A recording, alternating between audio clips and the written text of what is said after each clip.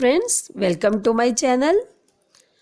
आज हम रामधारी सिंह दिनकर जी द्वारा रचित काव्य कुरुक्षेत्र में से भीष्म पितामह का कैरेक्टर स्केच करने जा रहे हैं। भीष्म पितामह का कैरेक्टर स्केच काफ़ी इम्पॉर्टेंट है, एग्ज़ाम में अक्सर पूछ लिया जाता है।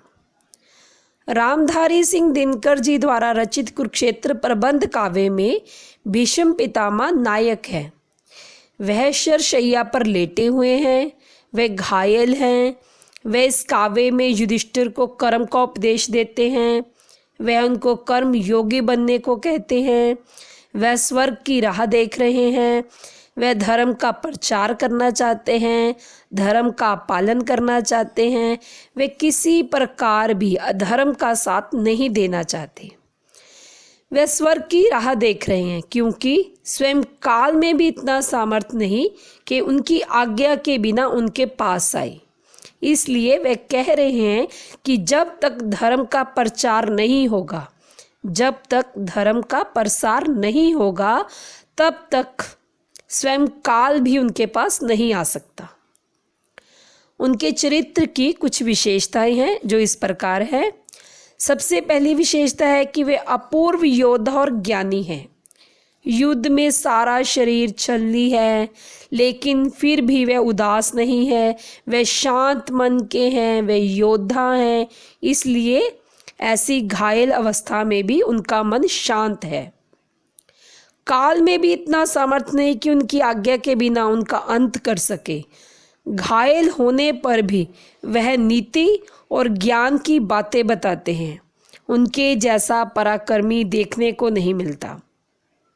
उनके समान कोई योद्धा नहीं है। वे ज्ञान के भंडार हैं। इतने बड़े योद्धा होने के बाद भी उनमें मात्र भर का अभिमान नहीं है। वह ज्ञान के भंडार हैं। समय समय पर अपना ज्ञान दूसरों को देते हैं, उनका मार्गदर्शन करते हैं। इस काव्य में भी हमने देखा है कि वे किस प्रकार युधिष्ठिर के मन की दुविधा को दूर करते हैं, उन्हें कर्मयोगी बनाते हैं, उन्हें कार्य करने के लिए कहते हैं, संन्यास का त्याग करने के लिए कहते हैं। अब उनके चरित्र की दूसरी विशेषता है कि वे कर्तव्य पालक हैं और प्रेम का संगम है उनमें कर्तव्य और प्रेम का संगम है। वे कहते हैं कि पूरा जीवन वह कर्तव्य से बंधे रहे। इसके कारण ही उन्होंने कौरवों का साथ दिया। वह प्रेम के भंडार है। वे युधिष्ठिर को कहते हैं कि यदि वे कर्तव्य में बंधे हुए थे, पर फिर भी उन्हें पांडवों के साथ प्रेम को कम नहीं करना चाहिए था। वे कहते हैं कि उन्होंने कर्तव्य पालन के लिए प्रेम की बलि दी है। अपने पिता के सुख के लिए उन्होंने त्याग किया। हम कह सकते हैं कि उनका कर्तव्य पालन उच्च कोटि का है। इन सभी गुणों के कारण वे अलौकिक पुरुष के समान हमारे सामने आए हैं। इस काव्य में हम देखते हैं कि वे स्वयं को कर्तव्य करने के लिए कहते हैं, दूसरों को भी कर्तव्य का पालन करने के लिए कहते हैं। वे कहते हैं कि कहीं कहीं अपने कर्तव्य का पालन करने के कारण ही उनमें प्रेम की कमी आई थी, जबकि ऐसा कुछ नहीं है। उन्होंने अपने प्रेम में किसी प्रकार की कोई कमी नहीं की थी, लेकिन वे कर्तव्य का पालन करना अच्छा जानते थे। अब उनके चरित्र की तीसरी विशेषता यह है कि वह अपने करने के लिए पश्चाताप भी करते हैं। शरशैया पर लेटे हुए उनका मन पश्चाताप से भरा हुआ है। वह युधिष्ठिर के सामने पश्चाताप करते हैं। वह महाभारत के युद्ध के लिए स्वयं को उत्तरदायी मानते हैं। वह कहते हैं कि यदि वे समय पर दुर्योधन को फटकारते, दुर्योधन की बुरी आदतों पर यदि वह समय समय पर उसको फटकारते, द्रौपदी के चीरहरण पर मौन न रहते, तो शायद यह युद्ध ना होता, जनता की इतनी हानि ना होती, जनता को इतनी असुविधा ना होती, इतना बड़ा महाभारत ना होता यदि वह समय रहते दुर्योधन को फटकारते। इस प्रकार बात करते करते वह पश्चाताप करते हैं। अब उनके चरित्र की एक विशेषता यह है कि वे जन कल्याण के प्रतिनिधि हैं। वे जनता के बारे में सोचते हैं। वे अधिक से अधिक प्रजा को सुख देना चाहते हैं। वे कुछ ऐसा नहीं करना चाहते जिससे जनता को दुख हो।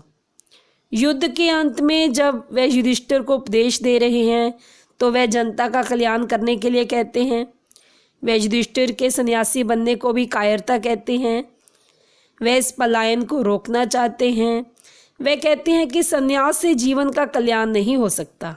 सच्चा जीवन वही है जो दूसरों के जीवन का कल्याण करे। अब वे मार्गदर्शक हैं। वे एक सच्चे मार्गदर्शक के रूप में हमारे सामने आते हैं।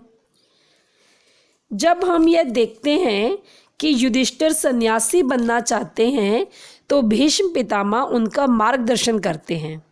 उसे सन्यासी बनने से रोकते हैं। जनता की भलाई का उपदेश देते हैं। धर्म का पालन करने को कहते हैं।